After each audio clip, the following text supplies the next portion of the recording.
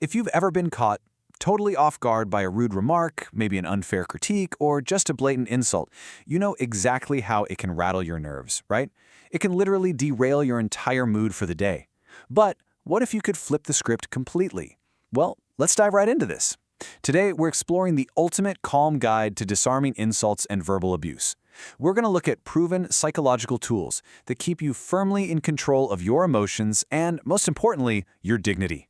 So to get started, let's picture a really relatable daily scenario. Imagine you're standing in line at the bank. It's been a super long day, you're finally near the front, and out of nowhere, someone aggressively pushes right in front of you. Seriously, how do you react? Instantly, your brain's primal fight-or-flight response just kicks in. Your heart rate spikes, you might have this intense urge to grab their shoulder and yell, "Hey, what makes you so important?"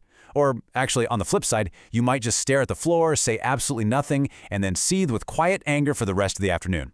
But here's the thing, neither of these reactions actually serves you, and both of them just leave you carrying all the heavy stress of that encounter.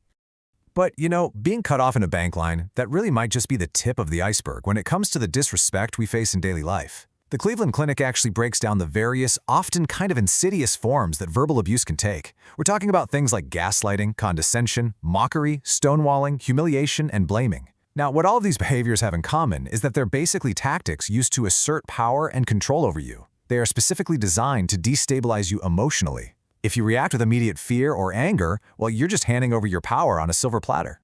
Now, what's really interesting about this concept is how our communication options contrast here. You've got aggressive bullying on one side, right, and passive acceptance on the other.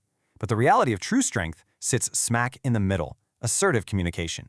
See, being passive damages your self-esteem and basically teaches people they can walk all over you. But being aggressive, that damages relationships and just escalates the conflict. Assertiveness is that perfect halfway point. It's all about expressing your needs clearly and directly while still treating the other person with basic respect. So, how do we actually apply this calm assertiveness back to our bank line scenario? Well, instead of shouting in anger or, shrinking away in silence, you use calm, factual statements rather than angry, character-attacking judgments. So you might gently tap the person and say, "Excuse me, there is actually a line here. It would be better if you could wait your turn." By sticking to the undeniable facts, there is a line, and we are waiting, you maintain your calm authority, you're not attacking them as a person, you are simply and firmly asserting a boundary.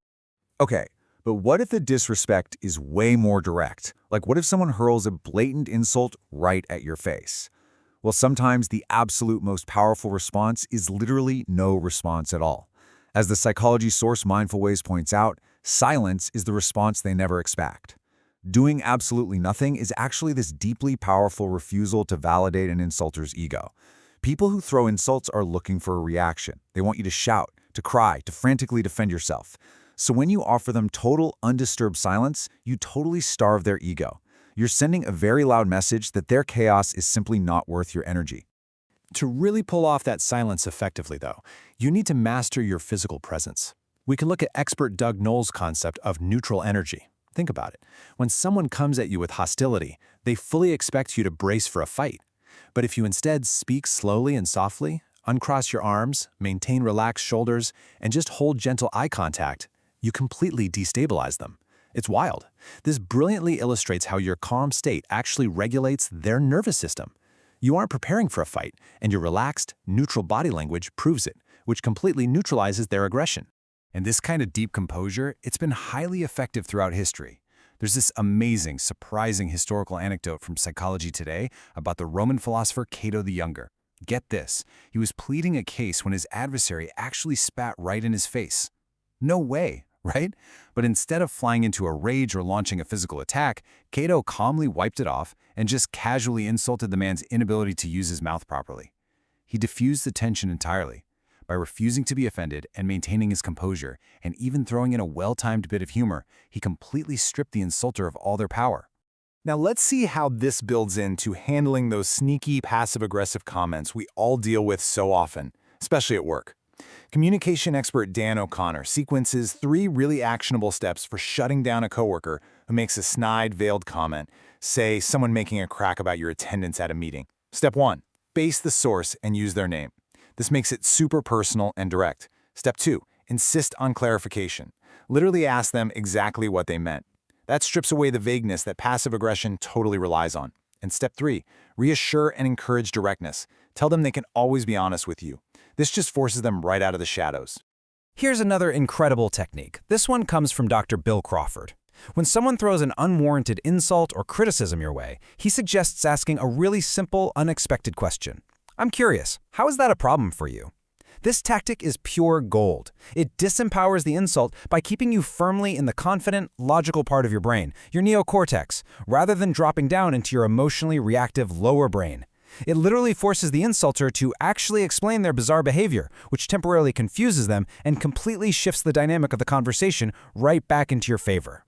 A lot of this calm control really just comes down to understanding what boundaries actually are. As clarified by the friendly mind, a boundary is a rule for clarifying and controlling your own behavior. It is absolutely not a tool for forcing someone else to act better. So many people misunderstand this concept. They think, setting a boundary means the other person will just magically respect it and change their ways. But in reality, a true boundary is entirely about protecting your own peace. It's simply deciding ahead of time what you will do if a certain behavior occurs.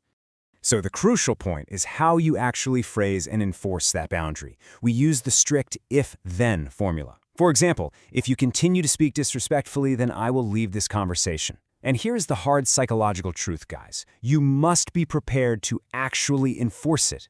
Enforcing a boundary is honestly much harder than setting it, because it requires some real emotional resilience. But executing that then and walking away, that's not a sign of weakness. It's a super powerful, undeniable assertion of your self-respect. And when we're setting these boundaries, it is so vital to shift how we view the people offending us. Labeling someone a quote-unquote toxic person is this really vague term that kind of dismisses their whole being. And honestly, it can make us feel sort of helpless. Instead, addressing toxic behavior focuses strictly on the specific actions you will not tolerate. Separating the specific behavior from the person helps you enforce crystal clear boundaries without absorbing all their emotional chaos. It just keeps you objective, calm, and totally focused on the facts. So all of these tools, the assertiveness, the strategic silence, neutral physical energy, well-timed questions, and clear enforceable boundaries, they all give you back your power in any interaction. So I really want to leave you with this lingering question to just sort of reflect on. Will you let their words dictate your reactions, or will you use boundaries and silence to protect your inner peace? Remember, the offense doesn't really exist in the insult. It exists in our reaction to it. And your reaction, that is completely within your control. All right, thanks so much for joining us for this explainer. Please like, share, comment, and subscribe. If you found these psychological tools helpful for your daily life, definitely let us know down in the comments which technique you're going to try out first. Are you going for the neutral energy or maybe the if-then formula? Let us know. Until next time, stay calm and stay in control.